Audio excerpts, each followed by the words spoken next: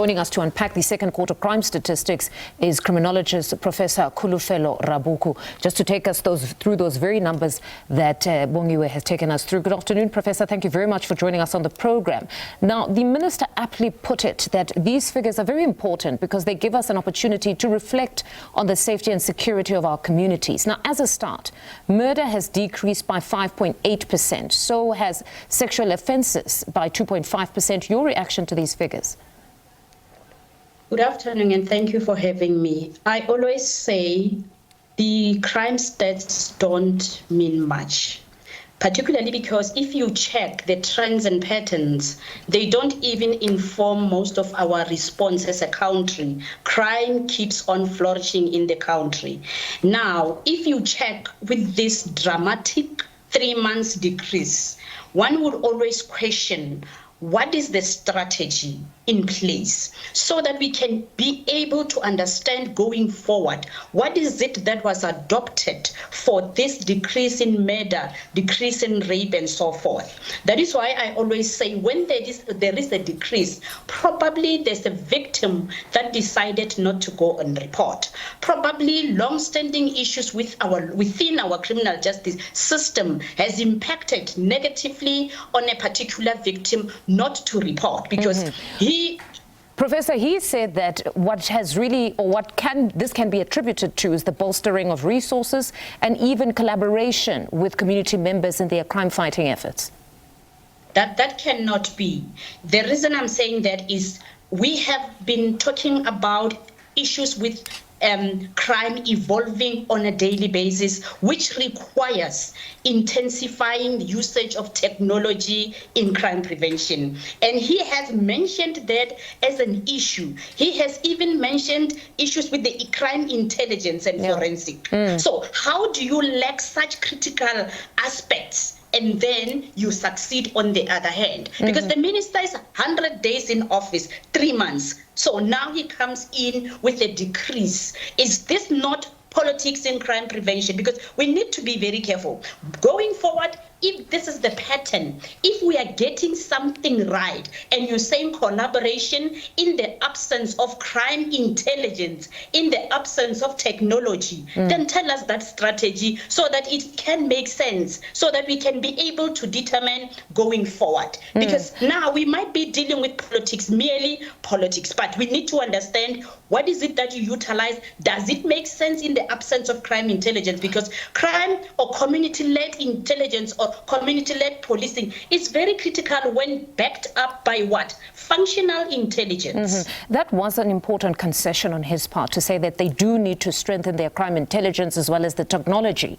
But in as much as we don't hold anyone's brief here, he did state that they need to strengthen, indicating that to a certain degree, there is some level of crime intelligence that they can rely on and some technological abilities. But I must say, there has been criticism on the part of their technological abilities, especially when it comes to Stilfontein, their handling there, because some had said if they had applied some of those technological abilities timeously, perhaps 2 months ago, they could have seen themselves having drones underground to assess the terrain underground a bit earlier on. But there they were found wanting. So it seems to a certain extent they do lack those abilities.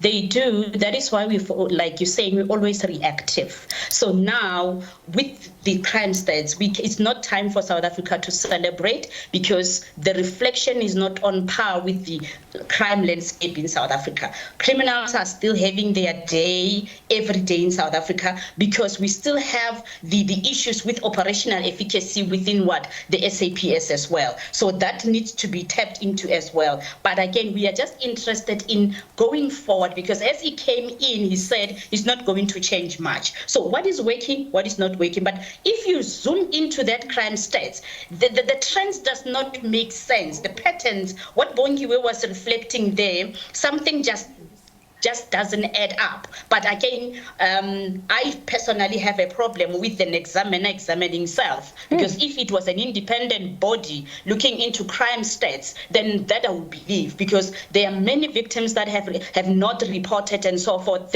But that again, with what they have, why is it that we still have loopholes within our justice system and the policies that are supposed to protect South Africans? Why is it that we don't use crime stats to even amend discrepancies within multiple policies that are favoring perpetrators and victims that are highly victim-centered? Then crime stats normally is just another acknowledgement letter, if I were to say so, to tell South Africans, yeah, we acknowledge crime is there, we are trying. But we should move away from that, because we know there's crime, we know there are issues, but what is it that you're bringing on board to ensure that an offender thinks twice before they decide to commit crime? I think there we are lacking, because even next year or next quarter, a particular offender is going to tap into our policies and take a decision, because we are found wanting in where now we give so much unnecessary attention to offenders than victims, and victims end up being offenders at the end of the day.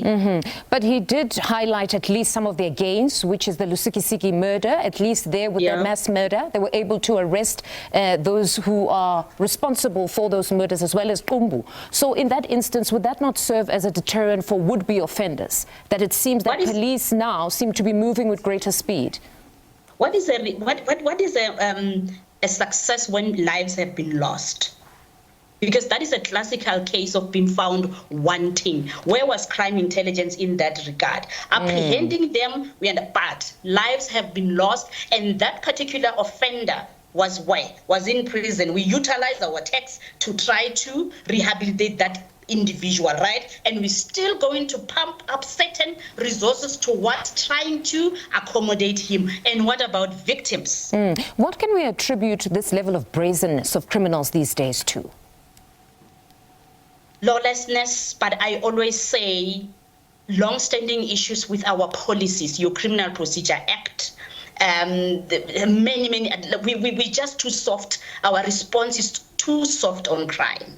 We are too soft on crime. Now, the minister stated that gender-based violence, which has become a national priority crime, requires specialized intervention, whether it be through thorough investigations and collaborative solutions. These are being applied as we speak, but we're still struggling with the scourge. Why exactly is this?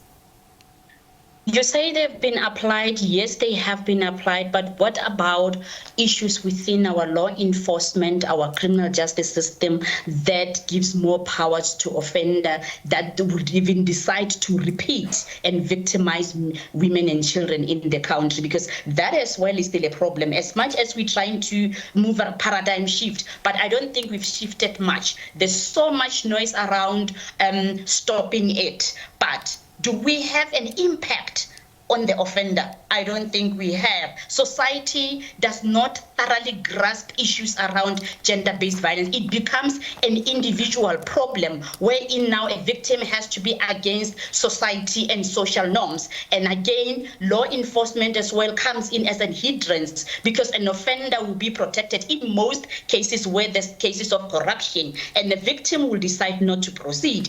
And at the end of the day, the society, the generation will learns more from where? From the criminals that cannot be touched in the communities due to some rotten potatoes within the system. So you maintain the view that these statistics are probably not the true reflection of what is actually happening on the ground, because you're of the view that a number of victims are not reporting their cases. Yeah, we still have a problem with poor reporting. All right, Professor, thank you very much for your time this afternoon. That's Criminologist Professor Kholofelo Rakubu speaking to us there.